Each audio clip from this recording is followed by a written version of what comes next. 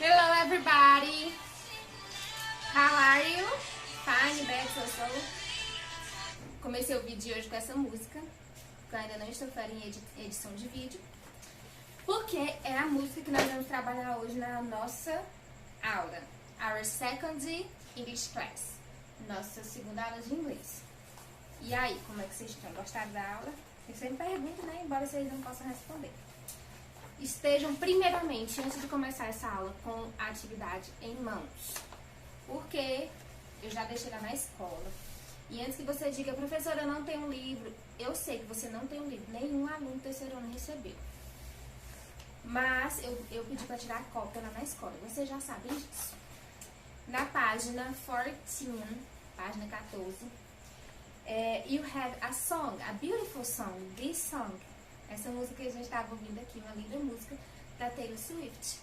And we will study about this song. Nós vamos estudar um pouco sobre essa música. Alright? Let's start now. Então vamos começar. Vocês têm aí algumas questões sobre essa música. Eu já trabalhei bastante, mesmo que tenha sido pouco tempo, né, nesse ano, algumas letras de músicas com vocês. Então vocês sabem mais ou menos o método que a gente trabalha. Então, antes de vocês ouvirem e lerem a música, embora eu já saiba que alguns já ouviram e alguns já até responderam essa atividade, vamos lá. The first question, a primeira questão fala assim: do you like country music? Você gosta de música que a gente fala country, mas é country? Vocês gostam? Yes or no? Vocês vão responder lá. E aí, gente, eu quero falar um pouquinho sobre esse tipo de música, que é a country music. Aqui no Brasil, a gente não fala country music. Até porque as pessoas vão com certeza achar que você é doido se você chegar falando country music no meio do povo. Então, a gente fala música country. E a música country, ela surgiu nos Estados Unidos na década de 20. É uma música popular. E hoje ela tem uma roupagem mais moderna, né? Até o nosso sertanejo brasileiro tem uma influência da country music. E eu, particularmente, quando era criança, adolescente, eu ouvia muito na rádio. Gente, eu odeio esse anúncio do YouTube. Ouvia muito na rádio esse estilo de música. E eu vou mostrar pra vocês um dos maiores representantes da música country nos Estados Unidos, que é o Alan Jackson. Vamos ouvir aqui. Não conheço essa música. Olha, conheço sim.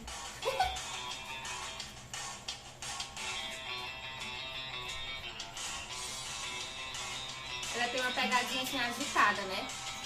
Mas também tem umas letras bem românticas. Esse ano já tá velhíssimo. Mas ele era um ícone, olha. Claro que eu conheço, essa música é uma The Most Famous.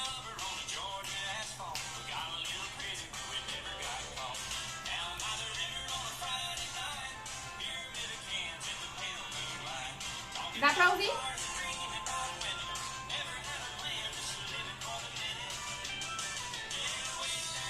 Gente, ele era bonito até, ó.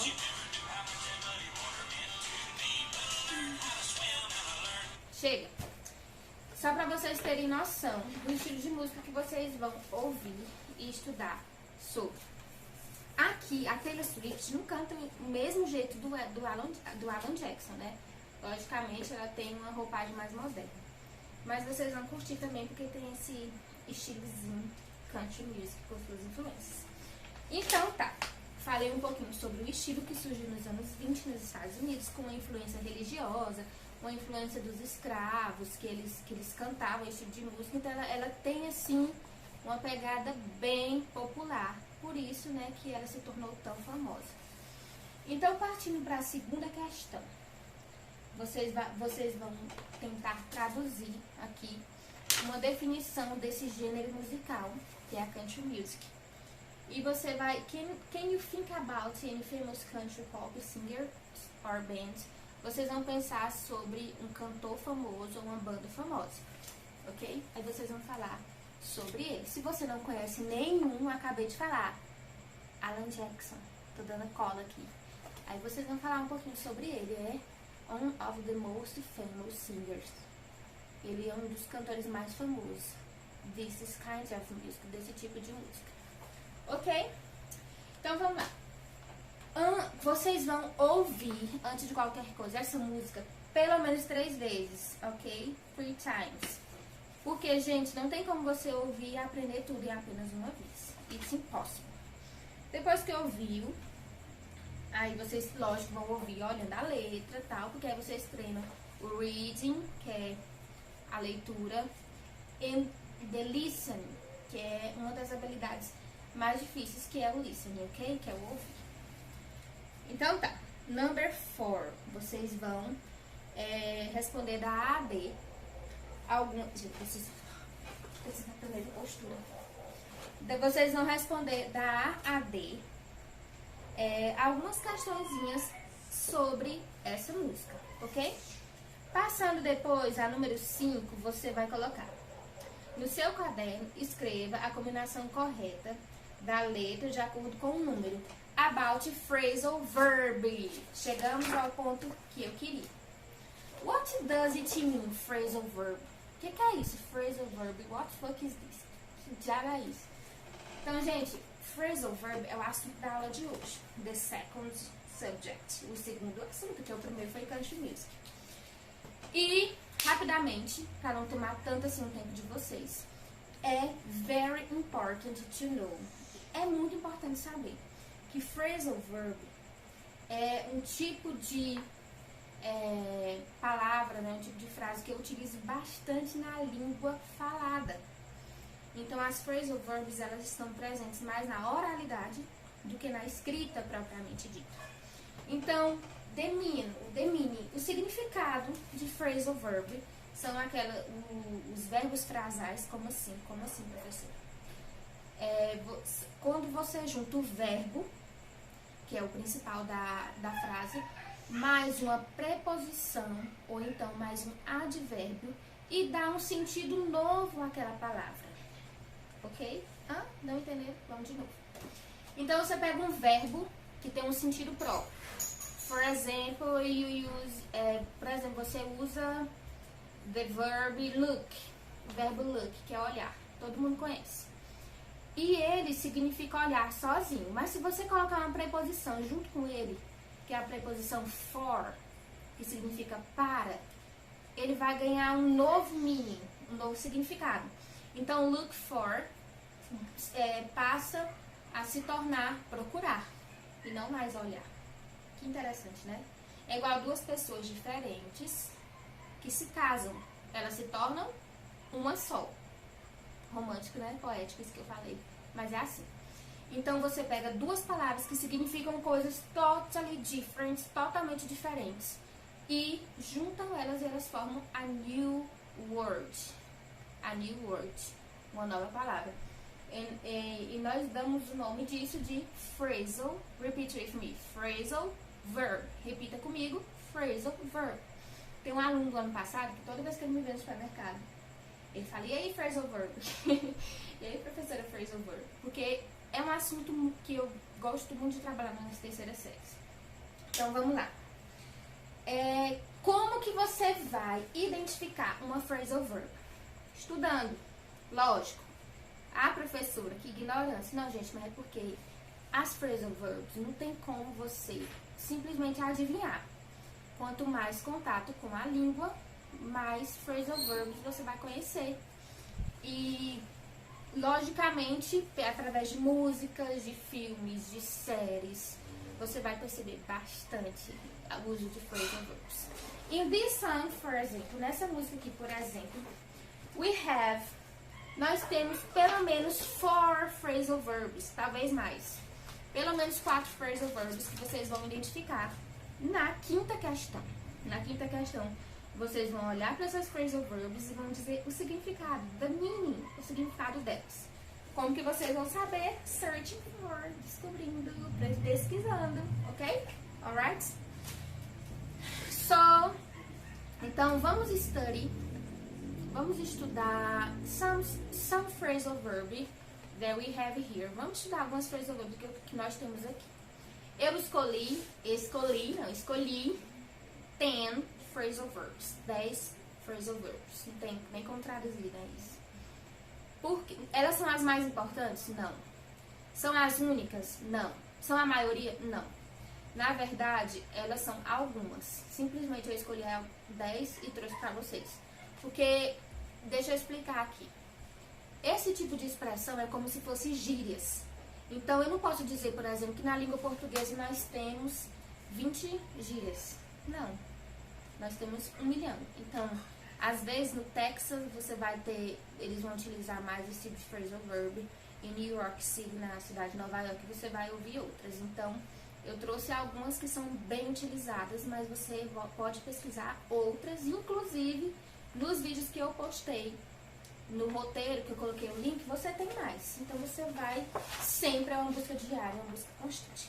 Professora, pra que eu vou utilizar isso se você não fala inglês? Porque é bom você ter uma opção, é bom você ter um conhecimento a mais sobre a língua inglesa.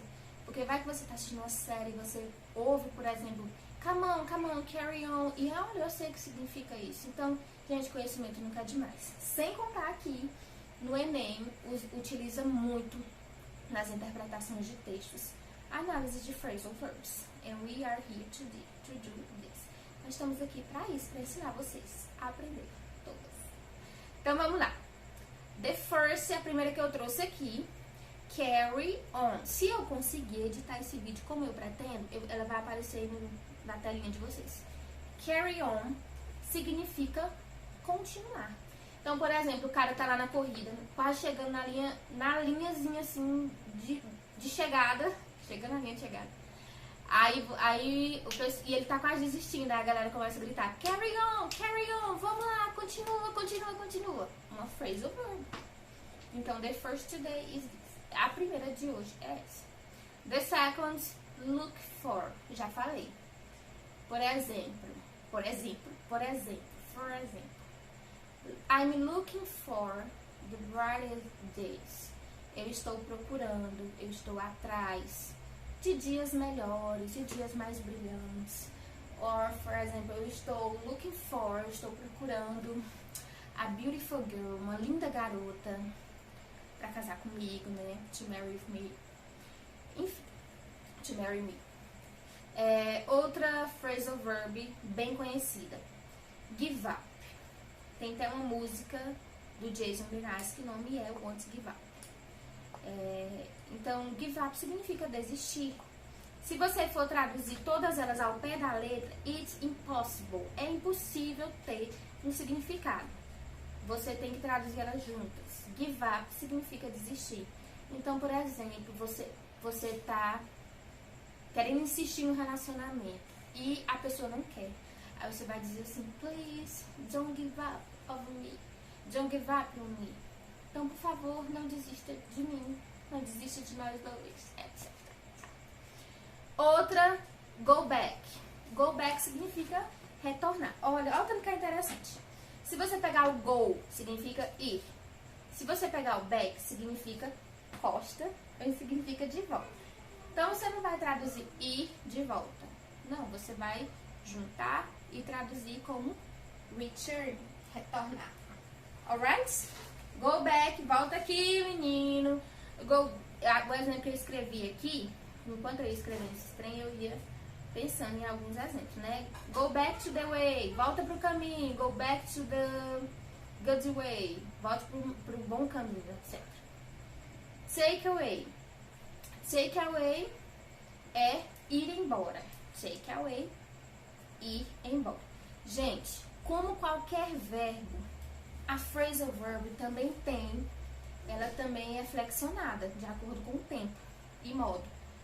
Por exemplo, take away, tá todas as que eu falei aqui estão no infinitivo, mas você pode colocar elas no passado, no presente, no present continuous, depende de como você quer criar aquela frase. Então, por exemplo, aqui, I'm looking for the brighter days. Eu estou atrás de dias melhores. Eu não falei look, L-O-O-K. Eu falei looking for. ING no final, porque é um presente de agora, é um presente contínuo. Ok? porque eu estou procurando, porque senão a gente vai falar like Tarzan, como Tarzan. Eu procurar dias melhores, não. Então, ela é uma phrasal verb e a gente coloca aqui no infinitivo. Mas você vai flexionar de acordo com aquilo que você quer dizer. Ok? Vamos lá na outra. Take away eu falei. Beat it or I'll take away your teddy bear. Então, a menina tá falando assim, rapaz, se liga, ou eu vou embora, queridíssimo, tá? Então, take away, ir embora. Turn off. Turn off é bem conhecida. Turn off, desligar. Então, você tem um aparelhozinho lá, turn off. Desligue. E se, por exemplo, quero dar aula, eu falo, turn off your phone, students. Desliga o seu celular, meninos, estudantes, alunos, etc. Outra aqui, make-up. Make-up is very famous. É muito conhecida. Significa maquiar, significa decidir, inventar, etc. Por exemplo, essa daqui, olha que interessante. He keeps making up excuses. Então, ele continua inventando desculpas.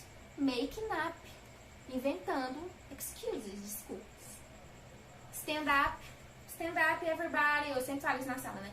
Stand up everybody, stand up students, let's go.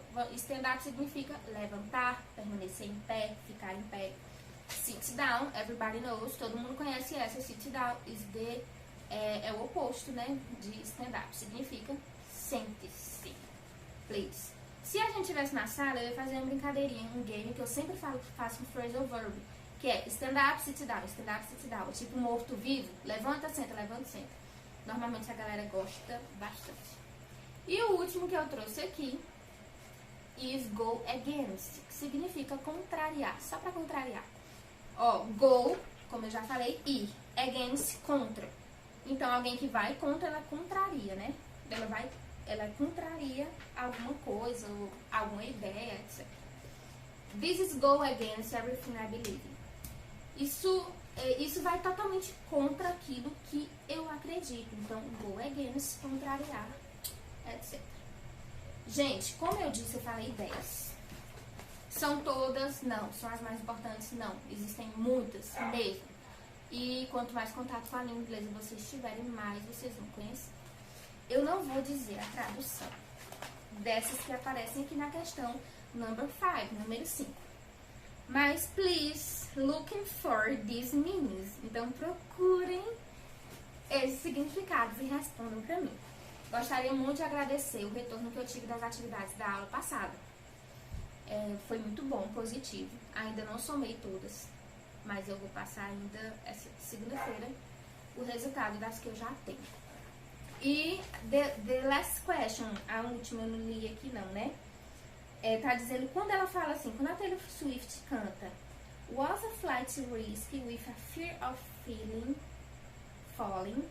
Which feeling is she trying to describe? Quando ela fala aqui no sentimento, qual é o tipo de sentimento que ela está tentando descrever? Write the answer in your notebooks. Escreva a resposta no seu caderno. Aí tem A, B, C, D, A, B, C, D. Desmotivação, desilusão, instabilidade ou indiferença. What's the meaning? O que ela está querendo dizer? Qual o significado?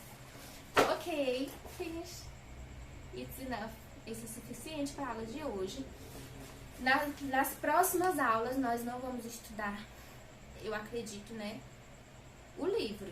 Vou pensar em outras coisas, apesar de que I love this book, eu gosto muito desse livro, especialmente da terceira série. Se eu for tirar xerox dele, eu falo pra vocês, pra que vocês... E só vou tirar de uma atividade, porque eu tirei de várias e acabou que deu uma confusão. Alright, thank you everybody, obrigada por tudo. Bye bye, see you!